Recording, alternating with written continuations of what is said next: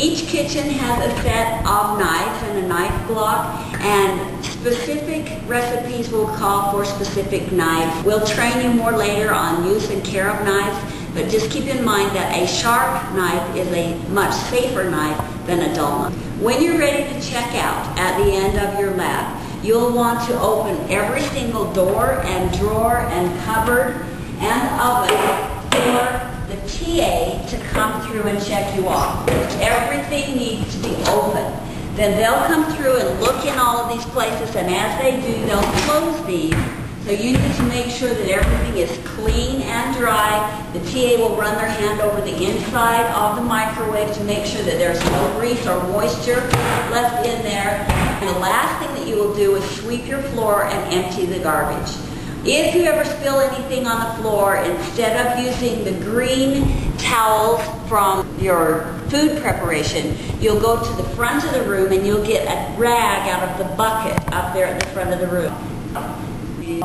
That's what you will use to wipe up any spills on your floor, are the white rags, because they are sanitized differently.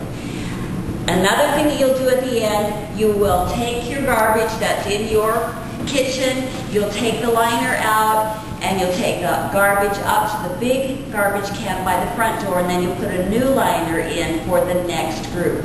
Never put liquids in the garbage cans. Juices can be washed down the sink.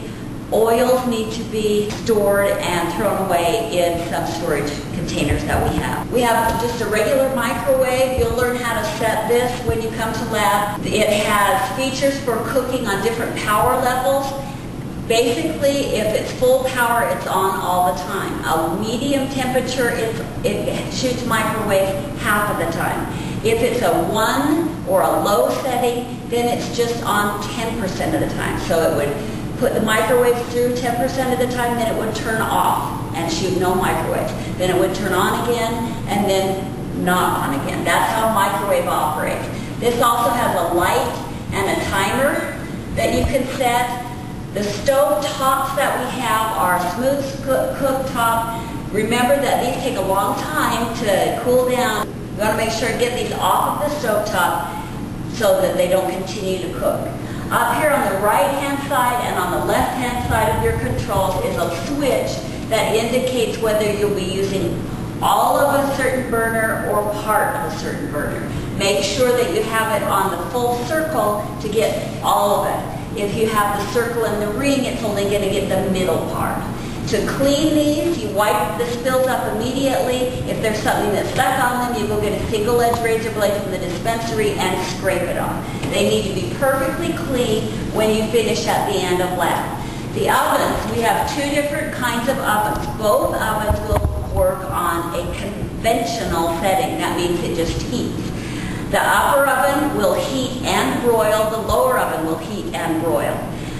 The lower oven has an additional feature, and that is that instead of just being a conventional oven, it's also a convection oven. And that means there's a big fan in the back, and that fan blows air and circulates it around the food to help make your cooking even.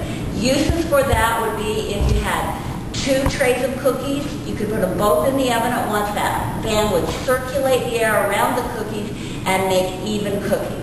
So an additional feature for your bottom oven. If you have any accidents, make sure you let the TA know. Any injuries, let the TA know. If you have a fire, first line of defense would be to put a lid over the fire, then baking soda onto a fire. We have a fire extinguisher by the door that you could use as well. Make sure that if something breaks on the floor, you put those sharp pieces in the sharps basket, which is kept in the dispensary. Our lab routine consists of 2 hours of your preparation time. After that, you will bring all of your food together and we'll eat. You need to make sure at the beginning to decide who is going to fill out the paperwork. You need to make sure that you listen to the instructor's instructions. Then you're going to read your recipes out loud together so that you have no mistakes while you're cooking. Then you will plan your time management plan, making sure that you've planned every single minute of the time so that you will finish at the end of 2 hours. In case you ever need to evacuate, make sure that all of your appliances are off and We do recycle here at BYU. This container is for steel cans. When you take the lids off, rinse on the inside, put the metal lid down inside, and then bring it up to this container. A few printed items that you need to bring to lab each time when you come. Make sure you print a lab evaluation form and bring that with you. It needs to be filled out completely. If you have incomplete answers here, you'll get fewer points. Make sure you print the recipes for the week.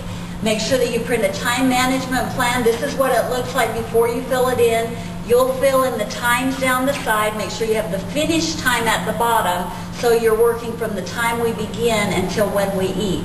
If you look at this, these are names across the top. This is Peter, Jenny, and Bob, and you notice that the dish that is being made crosses over. For example, salad is worked on by all 3 people. Soup is worked on by all 3 people. And that's to get your teamwork going. Another thing that you need to know for the lab is where the linens are kept, and they're kept in here. This is where you'll get the linens at the end of lab to replace the ones that were used. And over in this corner is where the brooms are kept. When you sweep at the end, you'll return the brooms back to this place. Emergency exit, you'll go out the door, to the end of the hall, up the stairs, and out the corner of the building. Remember to check your unit duties at the end. They're on the pillar bulletin board here, and it rotates each week, and you will be given points for that. Make sure that on your lab evaluation form you write what your unit duty was and whether you completed it or not. Always remember that we need to keep the whole kitchen sanitary and safe, so no sitting on the countertops. Just remember where your behind has been, and then you're sitting it on our counter where we prepare food, not appetizing. If you ever injure your finger and need a Band-Aid of some sort, make sure you get rubber gloves to cover that Band-Aid, and you can continue to work for lab. Happy cooking, Cougars.